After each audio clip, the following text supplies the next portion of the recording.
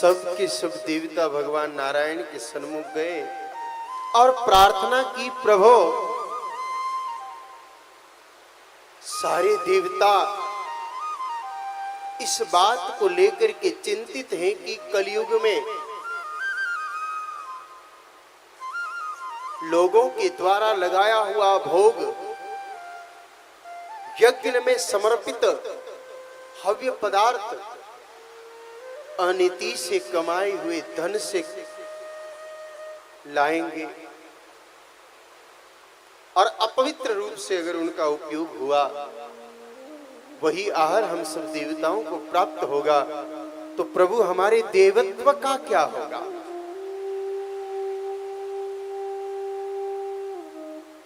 हे प्रभु, आप हमें ऐसा कोई उपाय बताएं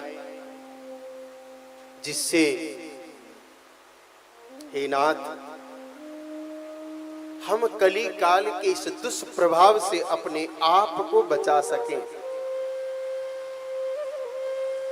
भगवान नारायण ने मुस्कुरा के कहा, देवताओं, उपाय मात्र एक है। आप कलयुग के इस प्रभाव से बचना चाहते हो, दूषित भोजन के प्रभाव से बचना चाहते हो, तो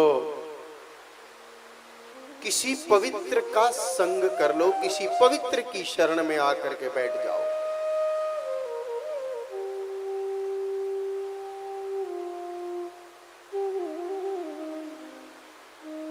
कहा, प्रभु इस संसार में सबसे अधिक पवित्र कौन है? हम तो समझ ही नहीं पा रहे कि सर्वाधिक पवित्र है कौन।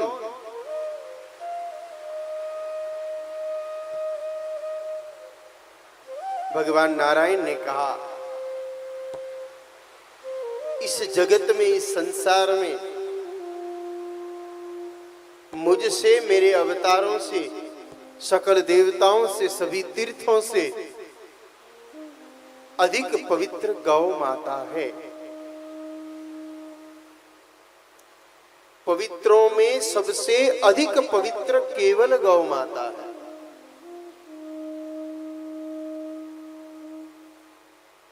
नमो गोभ्यः श्रीमतीभ्यः सौरभेभ्य एव च नमो ब्रह्मसुताभ्यश्च पवित्राभ्यो नमो नमः। सबसे अधिक पवित्र गौ माता ही है। और वास्तव में है मेरे भाइयों और बहनों, हम गौ माता की पवित्रता के 2-3 छोटे छोटे प्रमाण आपके सामने रखते हैं, एकदम लघु प्रमाण।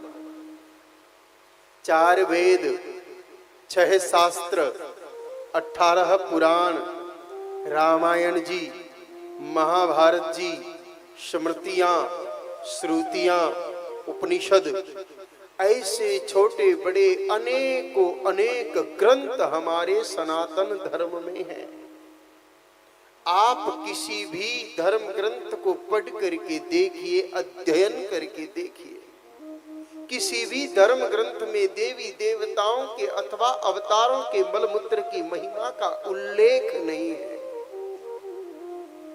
मैं आप उपस्थित भाई बहनों के हृदय से अथवा तो संस्कार चैनल के माध्यम से, धेनु टीवी के माध्यम से विश्व भर में इस कथा को श्रवण कर रहे लोगों के हृदय से आस्था को, भगवान के प्रति जो भावना है उसको कम करने का कोई प्रयास नहीं कर रहा हूं। मैं आपको नास्तिक बनाने की कोई कोशिश नहीं कर रहा हूं। देवी देवताओं की शक्तियां अपार हैं। देवताओं की इच्छा के बिना किसी वृक्ष का पत्र भी टूट के पृथ्वी पर नहीं पहुंच सकता। देवताओं की इच्छा के बिना हर कोई पुण्य लाभ प्राप्त नहीं कर सकता। देवताओं की कृपा के बिना पवन का एक झोंका भी हमारे जीवन तक नहीं पहुंच सकता। फिर भी देवी देवताओं के अथवा अवतारों के मल मूत्र की महिमा का कहीं उल्लेख नहीं है।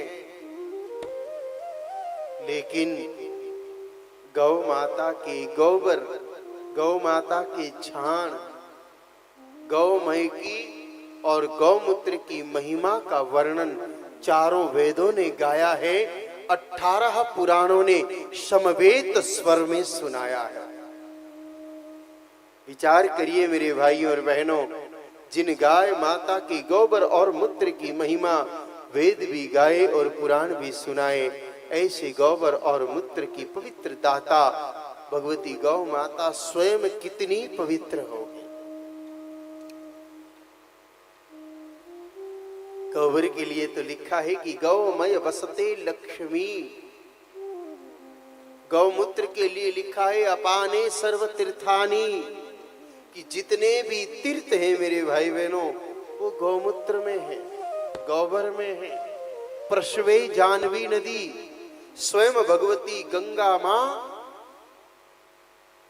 गाय माता के मूत्र में निवास करती है।